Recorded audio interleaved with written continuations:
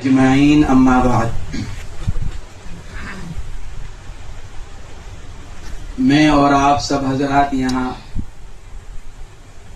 حضرت کی خدمت میں حضرت کی سننے کے لیے آئے ہوئے ہیں۔ ہم سب اسی مقصد سے حاضر ہوئے ہیں کہ حضرت سے ہی کچھ سنا جائے تاکہ زندگی میں کچھ تبدیلی آئے، زندگی کا رخ کچھ ٹھیک ہو جائے، دنیا سے آخرت کی طرف ہمارا رخ ہو جائے۔ اسی لیے ہم سب یہاں حاضر ہوتے ہیں اور ہو رہے ہیں۔ اللہ رب العزت ہم سب کو حضرت کے فیض سے بھرپور استفادے کی توفیق مرحمت فرمائے، اور ہمارے یہاں آنے کو، جمع ہونے کو ہماری زندگیوں کی تبدیلی کا ذریعہ بنائے اللہ رب العزت۔ رب العزت نے ہمیں اور آپ کو جو دین مرحمت فرمایا ہے، وہ دین اللہ نے مکمل بنایا، اور اس کے مکمل ہونے کی خبر خود اللہ رب العزت نے دی۔ الیوم اکملت لکم دینکم واتممت علیکم نعمتی، میں نے تمہارے لیے تمہارے دین کو مکمل کر دیا، اور دین کے تکمیل کو اللہ نے نعمت کی تکمیل قرار دیا۔ واتممت علیکم نعمتی، دین کی شکل میں جو نعمت دی ہے وہ نعمت میں نے مکمل کر دی۔ تو اللہ نے ہمیں جو دین مرحمت فرمایا ہے وہ مکمل دین مرحمت فرمایا ہے، جس کا تعلق زندگی کے ہر شعبے سے ہے۔ کوئی شعبہ زندگی کا ایسا نہیں ہے کہ جس میں اللہ رب العزت کی طرف سے ہمارے لیے احکامات نہ ہوں اور حضور اکرم صلی اللہ علیہ وسلم کی تعلیمات موجود نہ ہوں۔ اسی لیے اللہ نے اپنے نبی کے بارے میں فرمایا، لَقَدْ كَانَ لَكُمْ فِي رَسُولِ اللَّهِ أُسْوَةٌ حَسَنَةٌ، تمہاری پوری زندگی کے لیے تمہارے لیے نبی کو بہترین نمونہ بنا کر بھیجا گیا۔ تو نبی علیہ السلام کے واسطے سے جو ہم کو دین ملا ہے وہ دین مکمل ہے۔ اس میں عبادات بھی ہیں، اس میں معاملات بھی ہیں، اس میں اخلاق بھی ہیں، اس میں معاشرت بھی ہے۔ آج الحمدللہ کسی نہ کسی درجے میں عبادات کا شعبہ قائم ہے۔ ہم اور آپ نمازوں کا اہتمام کر لیتے ہیں، روزوں کا اہتمام کر لیتے ہیں۔ اللہ تعالیٰ کی توفیق ہو جائے شامل حال تو جو مالدار ہیں وہ زکوٰۃ ادا کر لیتے ہیں، حج پر چلے جاتے ہیں، لیکن یہ سب کا سب مل کر دین کا ایک شعبہ بنتا ہے جس کو عبادات کہا جاتا ہے۔ یہ دین کا ایک شعبہ ہے۔ ہم نے دین کے اسی ایک شعبے کو مکمل سمجھ لیا کہ یہی مکمل دین ہے۔ چاہے معاملات کے اعتبار سے ہم کتنے ہی گھرے ہوئے ہوں، چاہے اخلاق ہمارے کتنے ہی خراب ہوں، لیکن ہم اپنی نمازوں کے بارے میں، اپنے روزوں کی وجہ سے ہم اپنے آپ کو بہت سچا پکا مسلمان اور دیندار سمجھنے لگتے ہیں، حالانکہ یہ دین کا ایک شعبہ ہے۔ دین کے ایک شعبے پر ہم عمل کر رہے ہیں۔ دین کا دوسرا اہم اور بڑا شعبہ معاملات کا ہے، اور دین کا تیسرا شعبہ اخلاق کا ہے۔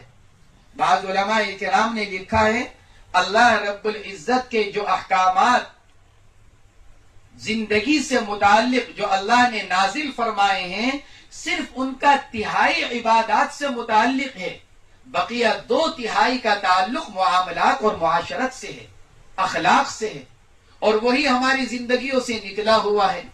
معاملات کے بارے میں تو ہم نے یہ تصور کر رکھا ہے کہ ہماری خرید و فروخت میں، ہمارے لین دین میں، ہمارے کمانے کھانے میں دین کی کوئی ضرورت نہیں ہے۔ ہمیں علماء سے کچھ پوچھنے کی ضرورت نہیں ہے، مفتیان کرام کے پاس جانے کی ضرورت نہیں ہے۔ میں اپنا کما رہا ہوں، کھا رہا ہوں، اس میں کسی سے کیا پوچھنا؟ میری محنت کی کمائی ہے۔ یہ محنت کی کمائی حلال کی ہے یا حرام کی، جائز ہے یا ناجائز، یہ تو زندگی دین کا بہت اہم شعبہ ہے۔ اللہ رب العزت نے جو حکم رسولوں کو فرمایا وہ حکم اللہ نے ایمان والوں کو فرمایا۔ مشکاۃ شریف کی روایت ہے ابو ہریرہ رضی اللہ تعالی عنہ کی، ان اللہ طیب لا يقبل الا طیبا، اللہ پاک ہیں اور اللہ پاک کو قبول فرماتے ہیں۔ وَإِنَّ اللَّهَ أَمَرَ الْمُؤْمِنِينَ بِمَا أَمَرَ بِهِ الْمُرْسَلِينَ، اور اللہ نے ایمان والوں کو وہ حکم دیا جو اللہ پہلے زمانے میں اپنے رسولوں کو حکم دیا کرتے تھے۔ اور کیا حکم دیا رسولوں کو؟ یا ایھا الرسل کلوا من الطیبات واعملوا صالحا. اللہ رب العزت نے رسولوں کو حکم دیا، نبیوں کو حکم دیا، کلوا من الطیبات، وہ کھاؤ جو پاک ہے، وہ کھاؤ جو حلال ہے. یہ اللہ نے اپنے اپنے زمانے کے رسولوں کو حکم دیا، جس کی خبر اللہ نے قرآن کریم میں دی، اور یہی حکم اللہ نے ہمیں اور آپ کو دیا. یا ایھا الذین آمنوا کلوا من طیبات ما رزقناکم، اے ایمان والو جو ہم نے تم کو پاکیزہ اور حلال روزی دی ہے اس میں سے کھاؤ. حرام کھانے سے بچو، حلال کھاؤ، یہ اللہ کی طرف سے حکم دیا گیا. لیکن آج ہماری زندگیوں سے یہ شعبہ نکلا ہوا ہے. ہماری کمائی کیسی ہے ہمیں نہیں معلوم، ہم کیا کھا رہے ہیں ہمیں نہیں معلوم. بخاری شریف کی روایت میں آتا ہے کہ اللہ کے نبی علیہ السلام نے ارشاد فرمایا تھا کہ ایک زمانہ ایسا آئے گا انسان اس کی پرواہ نہیں کرے گا کہاں سے کما رہا ہے، کیا کھا رہا ہے. یاتی علی الناس زمان، کہ ایک زمانہ آئے گا لوگوں کے اوپر، لا یبالی المرء ما اخذ من، انسان یہ پرواہ ہی نہیں کرے گا کہاں سے لے رہا ہے، کہاں سے کما رہا ہے، ام من حلال ام من حرام، حلال یا حرام، کچھ پرواہ نہیں کرے گا. یہ اللہ کے نبی علیہ السلام نے خبر دی. میرے دوستو، میرے بزرگوں اور بھائیوں، عبادات کی قبولیت کا تعلق انسان کی کمائی سے ہے. اگر انسان کی کمائی حلال ہے اس کی عبادت قبول ہے، اس کی دعائیں قبول ہیں.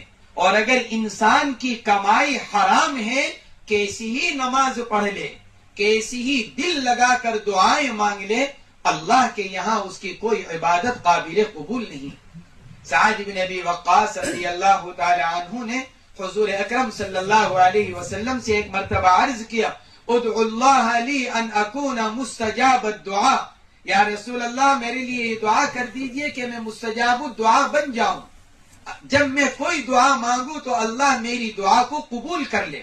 صحابی عرض کر رہے ہیں، اور صحابی بھی بہت اونچے درجے کے ہیں. سعد بن ابی وقاص رضی اللہ عنہ عرض کیا، یا رسول اللہ میرے لیے اللہ سے یہ دعا کر دیجئے کہ میں مستجاب الدعاء بن جاؤں. کیا ارشاد فرمایا، یا سعد اطب مطعمک تکن مستجاب الدعاء. ارشاد فرمایا، سعد اپنی روزی کو پاکیزہ بنا لو، مستجاب الدعاء بن جاؤ گے. اپنا کمانا، اپنا کھانا، اس کو حلال بناؤ. اگر تم نے اپنی کمائی کو اور کھانے کو حلال بنا لیا، تکن مستجاب الدعاء، کیا ہو جاؤ گے؟ مستجاب الدعاء بن جاؤ گے. جب اللہ سے مانگو گے اللہ تمہاری دعا کو قبول کرے گا، رد نہیں کرے گا. اور پھر آگے حضور اکرم صلی اللہ علیہ وسلم نے قسم کھا کر ارشاد فرمایا، فوالذی نفسی بیدی، قسم ہے اس ذات عالی کی جس کے قبضے میں میری جان ہے، جس انسان کے پیٹ میں ایک لقمہ حرام کا پہنچ جاتا ہے اللہ 40 دن تک اس کی دعاؤں کو اور عبادتوں کو قبول نہیں فرماتے. ایک لقمہ اگر حرام کا پیٹ میں پہنچ جائے 40 دن تک قبول نہیں ہے، تو جس کی ساری کمائی حرام کی ہو رہی ہو، جس کا سارا کھانا پینا حرام کا ہو رہا ہو، کیا کیسی ہی نماز پڑھ لے، کیسے ہی روزے رکھ لے، کیسی ہی دعائیں مانگ لے، کہیں چلا جائے بیت اللہ کا پردہ پکڑ لے. روایت کے اندر فرمایا گیا ایک مسافر کے بارے میں، اور مسافر کے بارے میں روایات کے اندر آتا ہے کہ مسافر کی دعائیں اللہ قبول کرتے ہیں. لیکن ایک مسافر کے بارے میں کیا فرمایا گیا، ایک لمبے سفر پر نکلا ہوا ہے، اشعث اغبر، کپڑے بھی گرد آلودہ ہو رہے ہیں، بال بھی بکھرے ہوئے ہیں، اور اللہ رب العزت سے دعائیں مانگ رہا ہے. یمد یدیہ الی السماء، آسمان کی طرف ہاتھ اٹھا کر یا رب کہہ کر دعائیں پر دعائیں مانگ رہا ہے. کیا فرمایا گیا، لیکن مطعمہ حرام، ملبسہ حرام، غذی بالحرام فانا یستجاب لہ، لیکن کھانا بھی حرام کا، لباس بھی حرام کا، غذا لی جا رہی ہے تو حرام کی، فانا یستجاب، کہاں سے اس کی دعاؤں کو قبول کر لیا جائے گا. یہ فرمایا ہے. حالانکہ مسافر کی دعاؤں کی قبولیت کا وعدہ ہے، لیکن غذا کے حرام ہونے کی وجہ سے فرمایا جا رہا ہے فَأَنَّا يُسْتَجَابُ. ارے بھئی اس کی دعائیں کیسے قبول کر لی جائیں گی جب اس کا کھانا حرام کا ہو رہا ہے. معاملات بڑا نازک مسئلہ ہے. پیٹ میں جانے والی روزی کا مسئلہ بڑا نازک ہے کہ پیٹ میں کہیں کا لقمہ جا رہا ہے، حرام کا جا رہا ہے کہ حلال کا جا رہا ہے.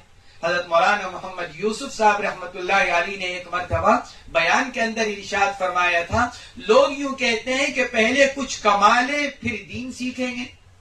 پہلے کچھ کما تو لے تاکہ بے فکری ہو جائے، پھر دین سیکھیں گے. فرمایا کہ جب دین نہیں سیکھو گے اور دین سیکھے بغیر کماؤ گے تو کیا پتا کہ حلال کما رہے ہو کہ حرام کما رہے ہو. فرماتے تھے کہ جب دل میں اللہ کا خوف نہیں ہوگا تو پھر حرام کھانے سے کیسے بچو گے. تو پہلے آدمی دین سیکھے، دین کے معاملات کو سیکھے. سیدنا عمر فاروق رضی اللہ تعالی عنہ نے اپنے دور خلافت میں پابندی لگا رکھی تھی، تجارت بازار میں وہ کرے گا جو پہلے معاملات کو سیکھ کر آئے گا.